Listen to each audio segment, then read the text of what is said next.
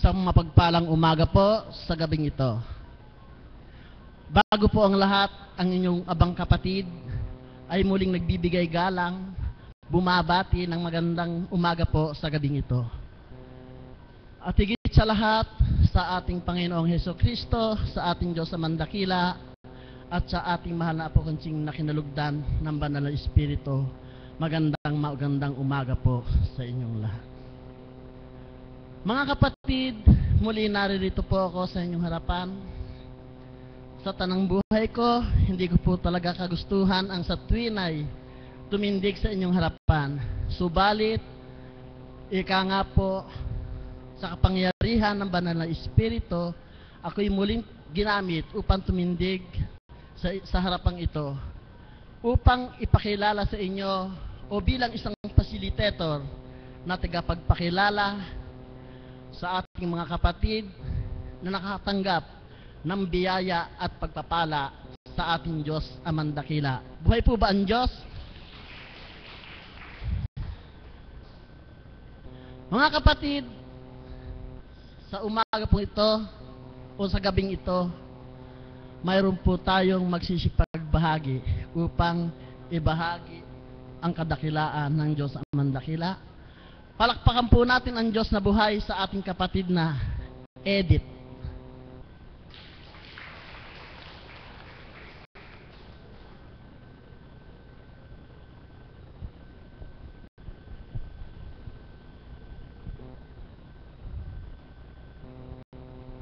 Isang mapagpalang umaga po sa gabing ito. Ang ibabahagi ko po ay siguro po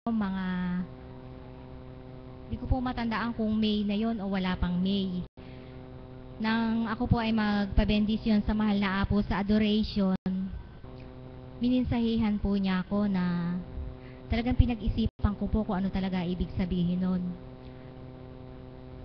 Marami po siyang tinuran sa akin nun. Subalit, ang natandaan ko lamang po ay ilan lang. Na ang sabi po niya, lakasan mo ang loob mo.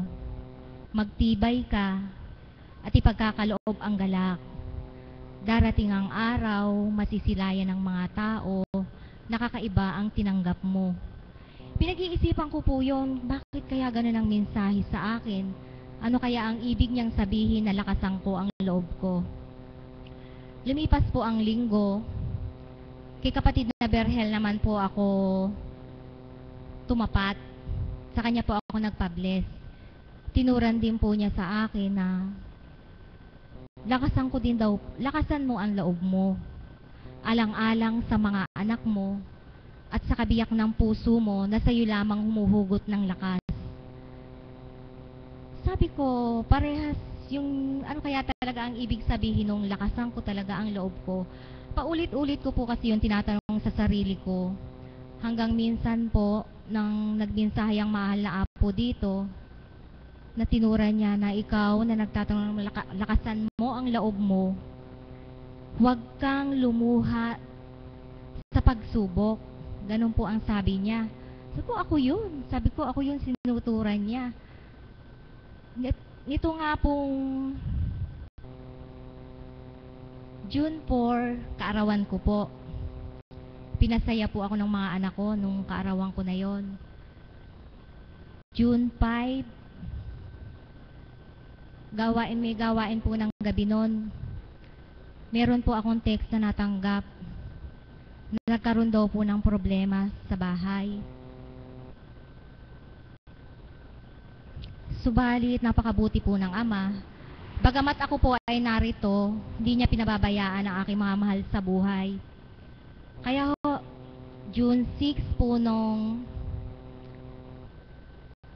ako po'y maagang umuwi nun sapagkat inayos ko nga po yun. Na kung paano nga po ang sabi ko sa Ama, kung kami po ang kaparaanan upang mabago ang mga taong ito, tinatanggap ko po kahit masakit dito sa puso ko. Na kung paano nga po ang kaganapan sa anak ko na yon sa loob ng 2 araw, nakita ko po ang pagpapakumbaba talaga sa kanya. na kung paano po sinabi niya sa akin nung gabi na iniintindi po niya yung kaganapan ng 2 araw na yon. Kaya noong pong June 7, magkasama pa po kami nung anak ko na yon. Yatid niya ako sa aming tahanan upang ako ay gumayak. At siya ay umalis ng aming tahanan na siya po ay nagpagupit at may lakad nga po kami ng Saturday. Subalit nung ako po ay narito, hinahanap po ako ng Tita Amor dahil tunog daw po ng tunog ang aking bag, ang cellphone ko. Nang sagutin ko po ang cellphone, ang aking pong kapatid, at sinasabi nga pong na-aksidente na naman ang aking anak. Wala po akong pinagsabihan, kinuha ko po ang bag. Subalit si kapatid na Lando, kinausap ko po baka pwede niya akong ihatid. At nasa Sagrada na daw po ang aking anak. Ikaw mo nga po magsisimula na nun. Kaya si kapatid na Rodi po ako nasakay. Wala po akong nararamdaman na pangamba hanggang sa makarating po ako sa ospital. Inabutan ko na nga po din ang aking anak na may tahi na po. Tinahi na po nila yung sugat niya sa leeg. Na meron din po siyang tahi sa ulo. At masakit po ang buong katawan niya. May sugat siya sa likod, sa paa. Marami po siyang naging sugat. Inaantay po ako ng doktor. Ang sabi niya, ikukumpine daw po at i-x-rayin. Ang sabi ko po, okay lang po sa akin na x-rayin nyo na siya ngayon. At ilalabas ko po siya, dadaling ko po siya kay Apo Conching. Dahil doon po siya gumaling nung unang siyang nagkaganyan din. Pumayag po ang doktor. In-x-ray po siya. Nawalan daw po kasi ng malay yung anak ko pagdating ng ospital, parang wala sa sarili. Kaya nung tinawagan ko po ang mahal na Apo, oras na madinig ko po ang boses ng mahal na Apo, parang doon ko po naramdaman yung nung po ako naiyak. Wala pong nakakakita sa akin, nandun po ako sa labas ng ospital habang kausap ko siya. Dama po yun ng espiritu. Kaya pilit niya po akong kinakausap. Hindi naman po ako makapagsalita dahil naiiyak po talaga ako. Nang sumagot po ako kasi po na-aksidente uli ang anak ko.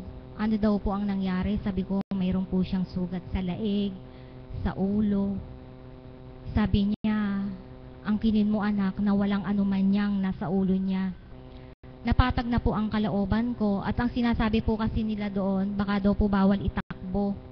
Kaya nung sinabi po ng mahal na Apo na pwede ko siyang dalhin dito, kumuha po ng ambulansya yung kasama namin doon at dinala nga po dito.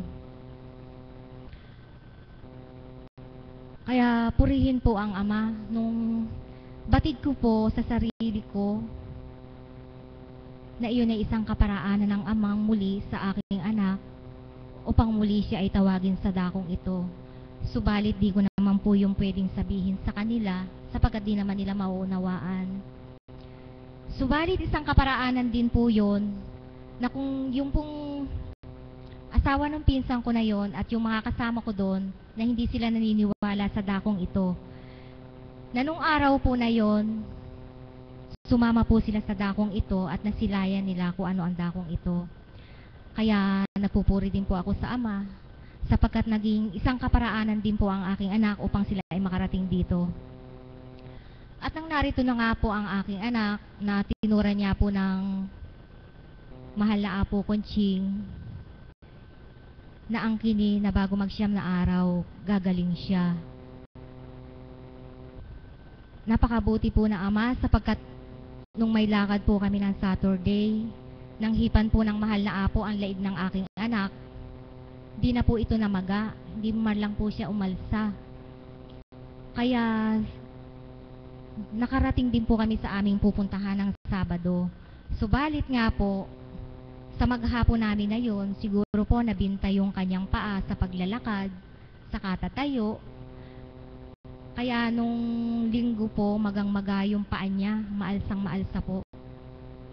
Monday po nang tumungo uli kami rito, na kung paano nga po hinipan po uli ng mahal na apo yung kanyang namamagang paa. Tapos namamaga din po yung ganito niya, pinakita ko po sa mahal na apo. Ang sabi nga po ng mahal na apo, ugat daw po yun na namaga dahil sa pagkakabaldog ng ulo niya. Pinatapalan lang po niya ng atsuiting maliit. Habang siya po ay nasa aming tahanan, maghapon at magdamag ko po yung tinatapalan. 3 araw ko pong tinapalan at nawala na po yung pamamaga ng kanyang ganito. At na nga pong pang-7 araw po, tuyong-tuyo na po lahat ang sugat ng aking anak. Na kung paano nga po tinura ng espiritu, siyam na araw po nang kami ay magbalik. Nang magbalik po ang anak ko dito, wala na po yung tahi niya, tuyo na po, tuyo na yung mga sugat niya. Diretso na rin po siyang maglakad nun. At nung araw po na yon, ng Lunes ng umaga, habang kami po ay gumagayak,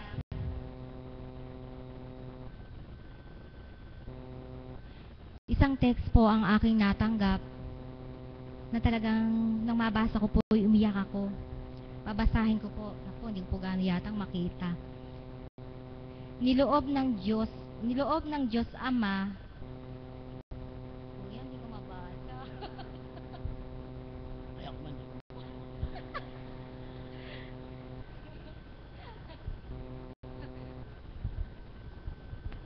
Ako na po.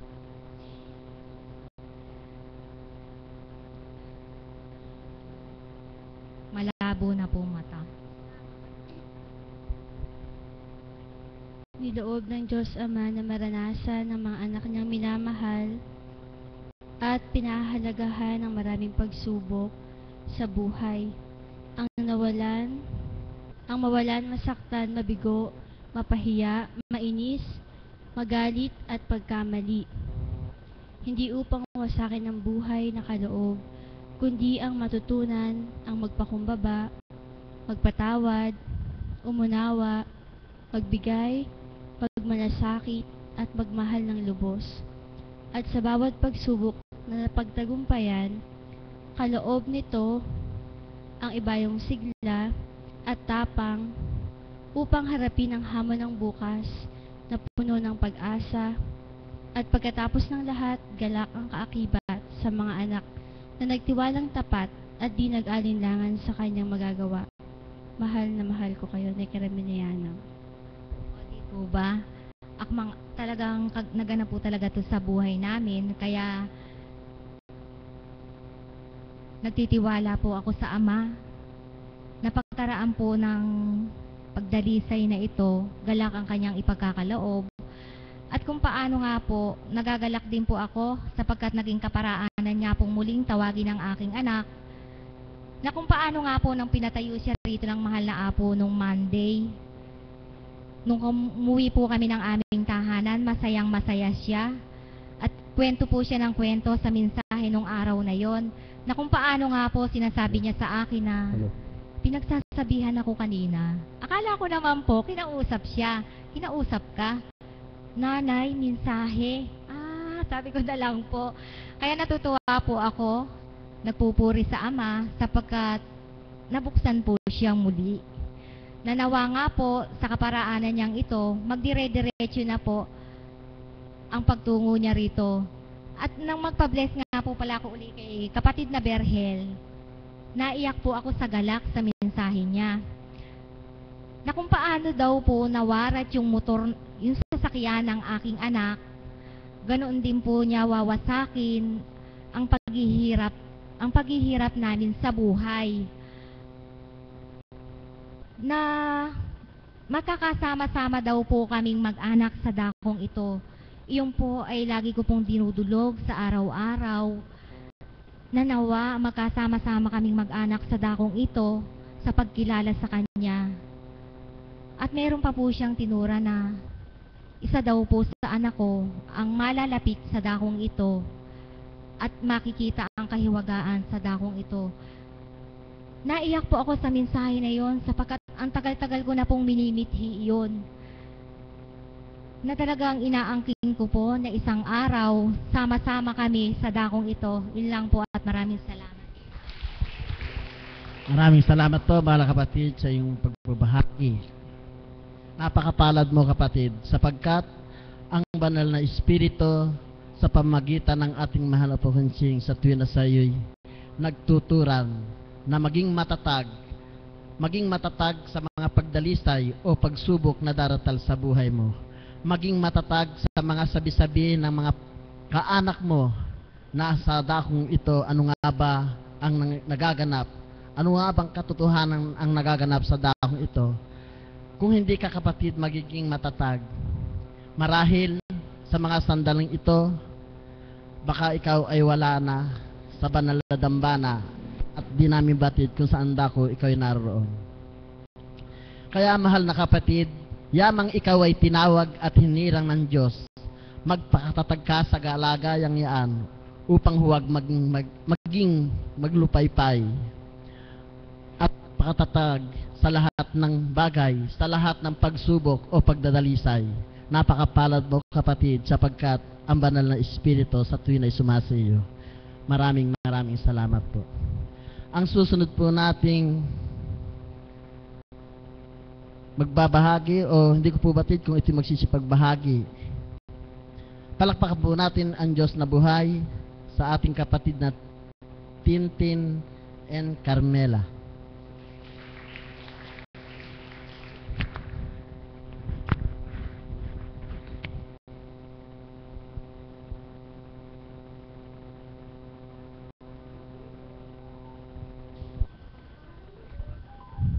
Magandang umaga po sa lahat.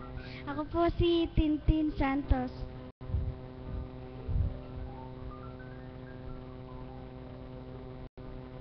Meron po sana akong naisibahagi sa inyo.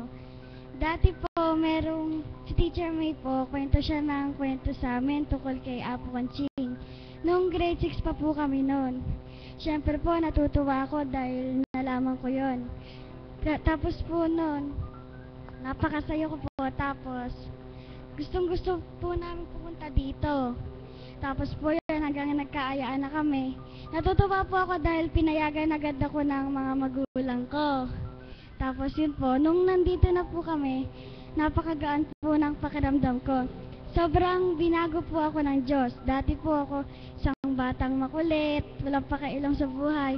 Pero po nung napunta na ako dito, napakasaya ko po dahil po mas kilala ko na po ngayon si God. Yun lang po.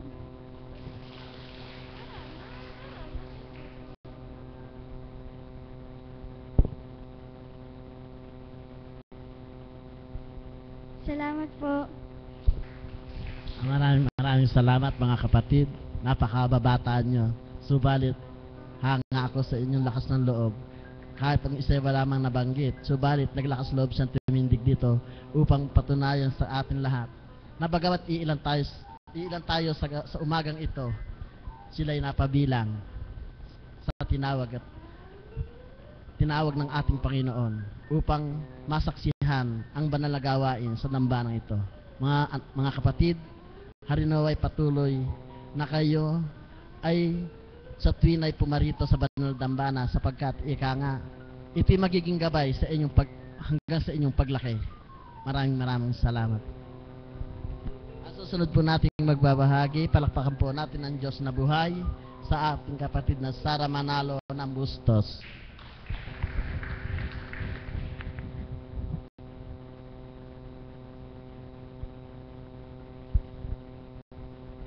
Isang mapagpalang umaga po sa gabing ito sa inyong lahat. May 3 beses na po yata ako nagbabahagi at ito na naman po ako sa inyong harapan. Natutuwa po ako, nagagalak ang aking puso dahil huling punta po namin dito ay nung huling misa po ni Father Steve. Pagkatapos po nun, ay hindi na po kami nakaka-attend. Siguro po mga 3 linggo na po iyon na kami ay kaya po nagagalak ang aking puso dahil Bagamat kanina po ay panakanakang buhos ng ulan, ay hindi po yun naging hadlang sa kagustuhan namin na makarating pong muli dito sa Dambana. Nagkakatinginan nga po kami ng aking kapatid na si Teacher Stel kung paano ba, tutuloy po ba tayo, saan tayo sasakay pa uwi, maulan o baka wala tayong sabayan. Ngunit tunay nga pong buhay ang Diyos dahil yun pong kama na hindi nagsalita, siya po ang aming anghel sa sasakyan. At hindi lang po kami, ang problema po namin ay yung pauwi, ngunit hindi lang po kami susunduin, kundi kasama po namin pumunta dito. Di po ba buhay ang Diyos? May sasakyan na kami papunta, hindi pa po kami mangangamba kung saan kami sasabay o makikisabay pauwi dahil kasama po namin yung tatay niya na naghatid po sa amin dito.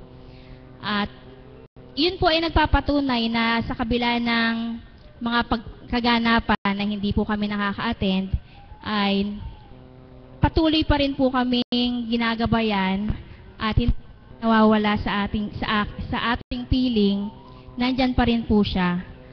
Yun lamang po, marami pong salamat. Maraming salamat po, mahal na kapatid, sa iyong pagbabahagi. Alam mo kapatid, ang sino man sa ating Panginoon Diyos ay nananalig at sumasampalataya. Kailanman ay di kayo pababayaan, lalong-lalo na sa mga gawaing pangkabanalan. Ipagpatuloy niyo mga kapatid ang sa inyo'y pagtawad. Ang susunod po na, ang isa po nating kapatid, palakpakan po natin ang Diyos na buhay. Isang kapatid po natin ang maghahandog ng isang awitin o dalawang awitin. Ang ating makisig na kapatid, Magno Guevara.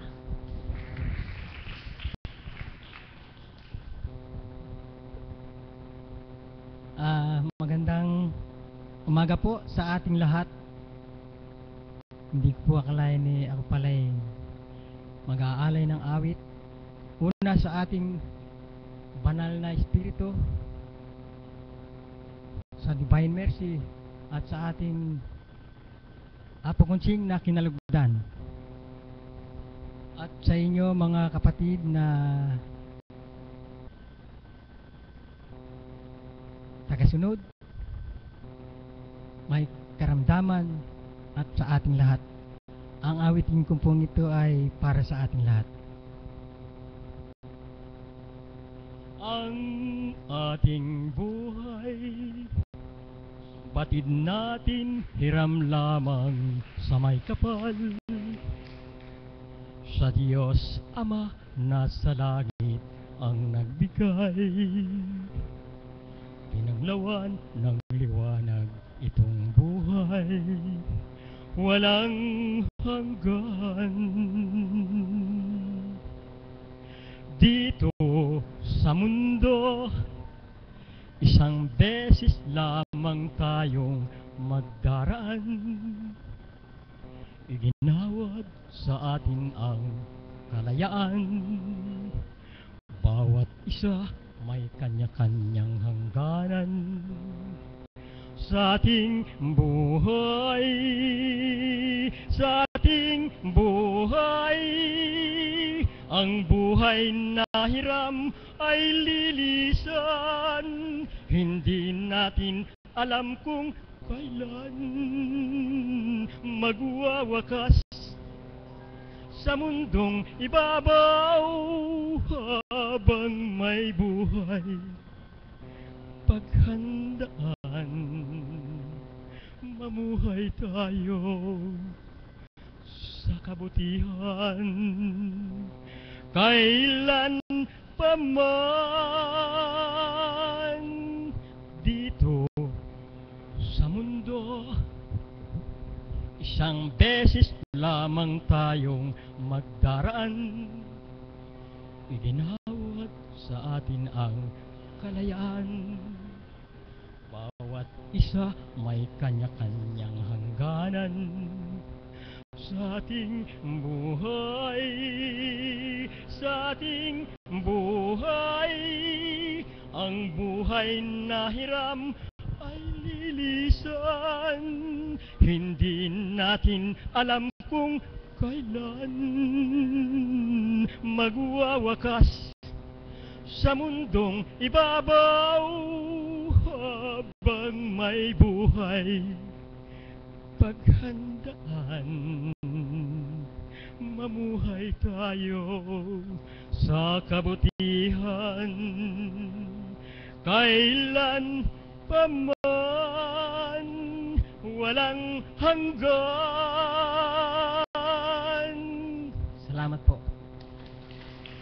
Buhay po ba ang Diyos?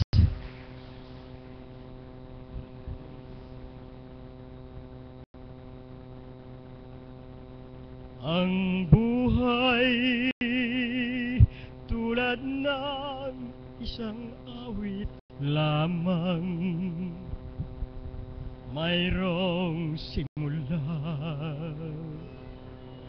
at may katapusan. Ang araw at gabi lumulungkot hirang sa mga suliranin, pinaglalabanan ang aking pagkukunwari sa buhay. Pagbabalat kayo sa katotohanan, anuman ang aking maging kapalaran, tanging Diyos lamang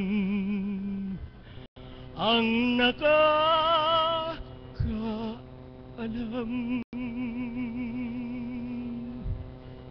Ang buhay tulad ng isang awit lamang, mayroong simula at may katapusan. Ang araw at gabi lungkot hirang sa mga suliranin, pinaglalabanan ang aking pagkukunwari sa buhay. Pagbabalat kayo sa katotohanan, anuman ang aking maging kapalaran, tanging Diyos lamang ang nakakaalam.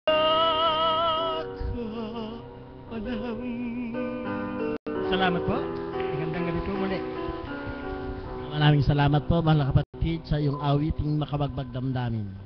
At sa mga nagsipagbahagi po, maraming salamat po. Tatayo po ang lahat upang awitin ang panalangin itinuro